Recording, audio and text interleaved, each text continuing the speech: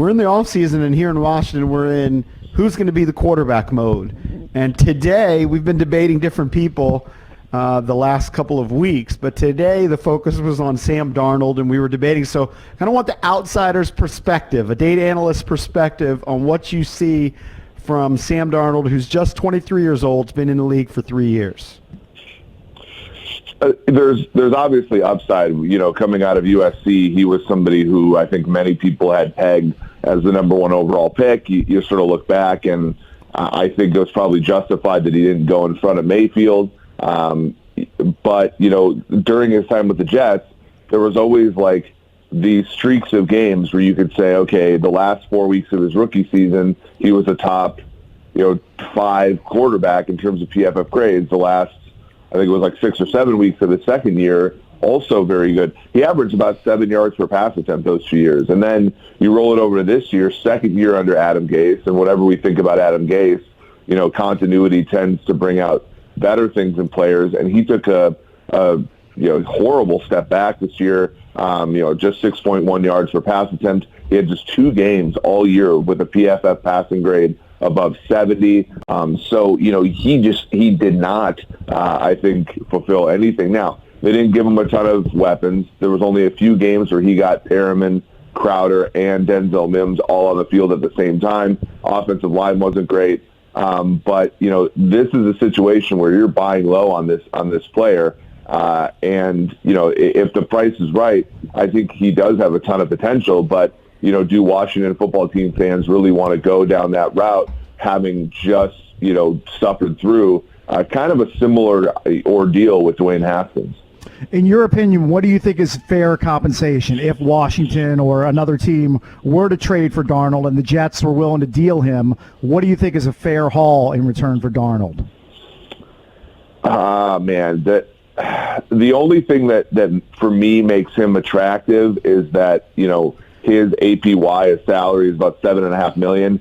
And when you think about veteran quarterbacks, right?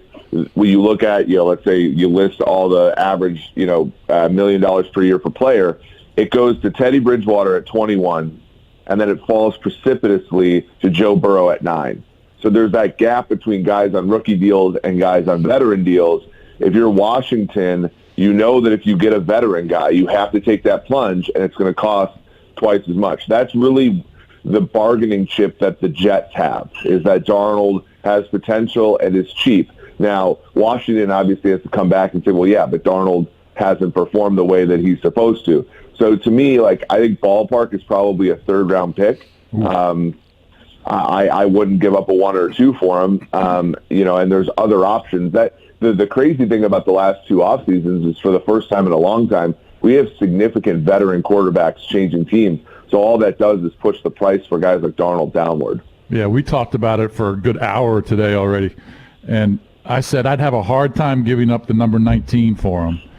But a third-rounder, I'm not even sure a third-rounder would be the best deal. But so you're saying you would not give up a 19 for him or a second-round pick for Darnold?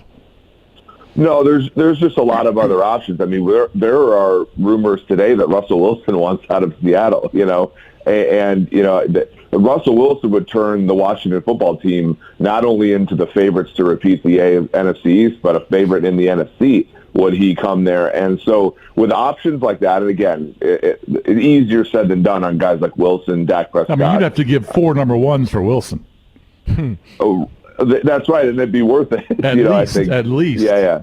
And it'd be worth it, I think, as far as, what Wilson wants is what Washington has, a great head coach, stability, as far as on the coaching staff at least, and he would be playing in front of a great defense, which is what Washington has.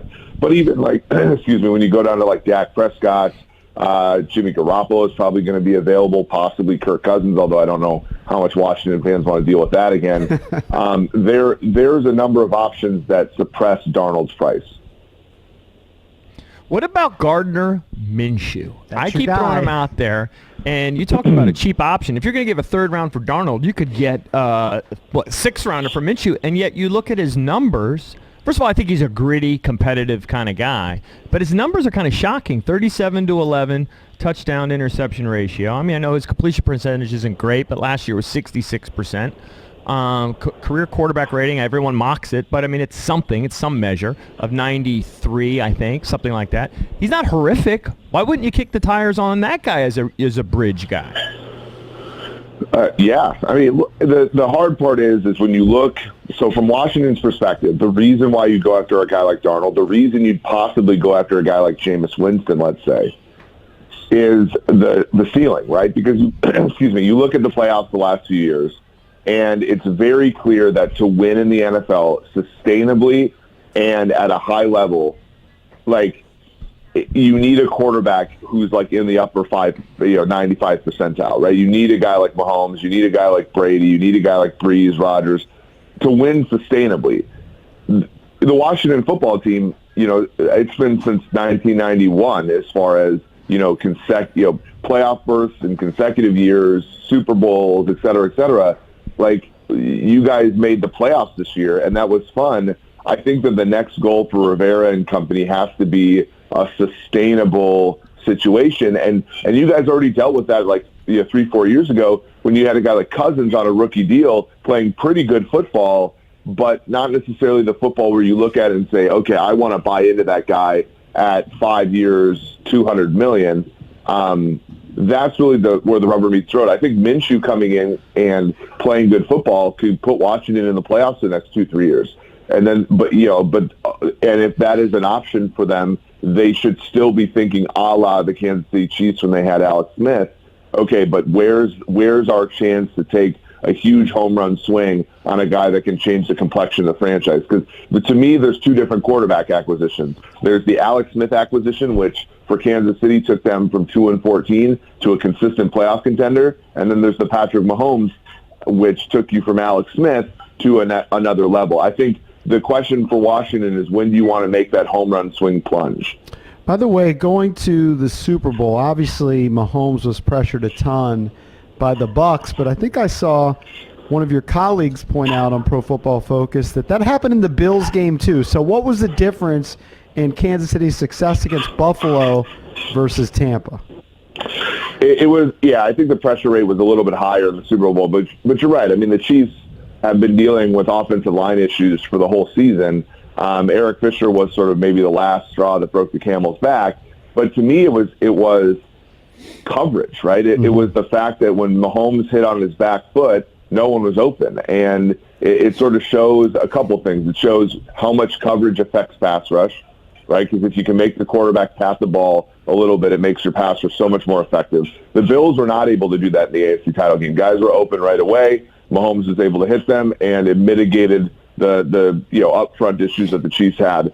It also projects, I mean, we think about Washington football team, you're talking about a great front four, and the question has to be, okay, what do you guys do at the coverage position to even enhance? Because Tampa's no better than Washington on the front four. They're great, but what really took them over the top was the fact that over the last few drafts, you're talking about Carlton Davis, the Devin White draft, they went 3 defensive backs right after, Murphy Bunting, Dean, and those guys, and then Antoine Winfield this past year. That was really what hurt Kansas City, was the fact that even though they had 2 elite targets, they were not able to get open, and the secondary receivers of the Chiefs came up very small on Sunday. Doc, if you would have told me before the game that Tom Brady was only going to throw for 210, that Gronk was going to be the leading receiver, that Evans and Godwin were going to have a combined 3 catches, I would have jumped in my car and drove 100 miles an hour to the bank and took out whatever I could and put it on Kansas City laying 3. I'm still shocked at what I saw based on those passing numbers. Right, and it was the blueprint the Chiefs have had all year. The Chiefs were second in the NFL this year in limiting wide receiver production in terms of yards. They were 3rd worst in tight end production. So that was clearly a situation where Brady identified a weakness. And he's been that way. I mean, that's really the difference there's many differences, but the difference between he and the Bucs' former quarterback, Jameis Winston, is Jameis would have forced the ball to Evans and Godwin all day. Brady's never been, some of the best games we've seen him play in Super Bowls were the James White game and the Atlanta game. Edelman, he goes to the player who the other team is allowing you to, and in that game it was 9 catches to the tight ends, and that really hurt Kansas City. But ultimately, I don't think the Chiefs' defense was the reason they lost the game. I think it was just the fact that Tampa's defense came out to play. And inexplicably, Andy Reid, who I think is a Hall of Fame coach and one of the best schemers in the whole game, basically thought that he could just roll the ball out to the middle of the field and play his normal game with no regard for the weaknesses that they had on the offensive line and no regard for any change-ups that Tampa would make in coverage, and they were immense. They totally changed their coverage from the first game in Week 12 to the Super Bowl. Joined by Dr. Eric Eager, data analyst, VP of Research and Development at Pro Football Focus. So which NFL team is going to be the sucker that overpays for playoff Lenny Fournette coming off his really good performance in the Super Bowl? Like they flashed the graphic during the game. Like during the regular season, he averages 46 yards rushing per game, and in the playoffs, he more than doubles it into the low hundreds territory. Who's going to overpay for Fournette in 2021? I think the favorite for all of these questions is always Houston. I mean, Houston's the mark. The whole league views Houston as the schmuck, don't they? And I think that has to. I think that's obviously the first one. But aside from that, man, I don't know. That's the thing. That's the running back position in a nutshell. We talked about Minshew in Jacksonville. The funnest thing about the season was James Robinson took Fournette's job and performed better than Fournette ever has in the season. So I don't know. I would say obviously staying with Tampa on a really low deal is probably his best option. I was to say, if Brady wants him there, right, probably he'll stay. He's there, yeah. Right. Along with those other guys, they got some other guys. They got David as a free agent. They've got Shaq Barrett as a free agent. Obviously, Gronk, but Antonio Brown. Yeah, they got some pretty big names. Yeah, the interesting thing about the Bucs is they don't pay out signing bonuses, with a few exceptions. So they have a very healthy cap situation because they, unlike a lot of teams, so a lot of teams will pay out signing bonus, that those monies are prorated. And so in a year like this, when the salary cap goes down by tens of millions of dollars, most of these teams are stuck paying dead money even to players that they cut.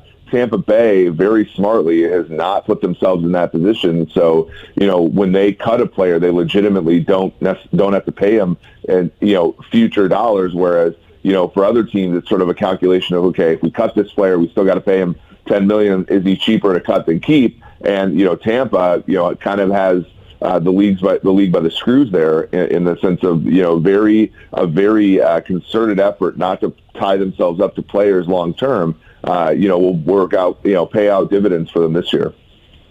Have you looked at any of the draft guys, like, specifically at quarterback? I wonder, everyone kind of talks about the same 4 or 5 guys at the top, but is there anybody worth a third or fourth round pick that might have a shot? Or, anything like, have you looked at those guys? Yeah, on PFF.com, I wrote an article today about Justin Fields. I wrote one about Zach Wilson earlier this offseason. Obviously, those two and Lawrence will be gone probably by the 5th pick.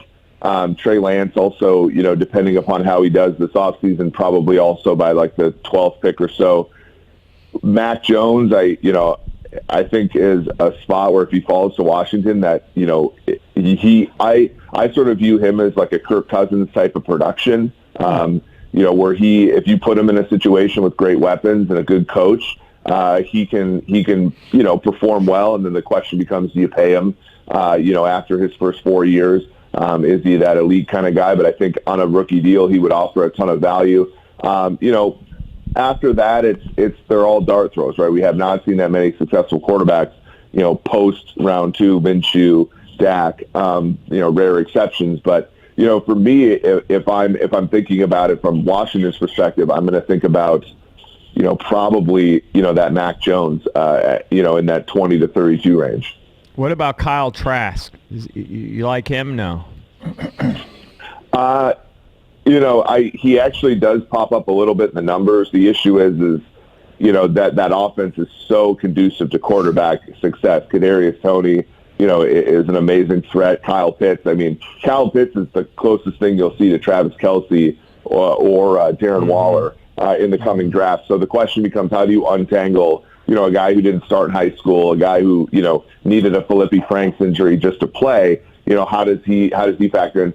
everything comes at a price. I always said the Drew Lock pick for Denver was a fine pick before you got him. If you get him at 15, that's a terrible pick. You get him at 40 like Denver did, that's a decent pick. If you can get him in the middle to back into the second round, I will always take a swing of the bat on a quarterback. I'm just, your expectations probably have to be low.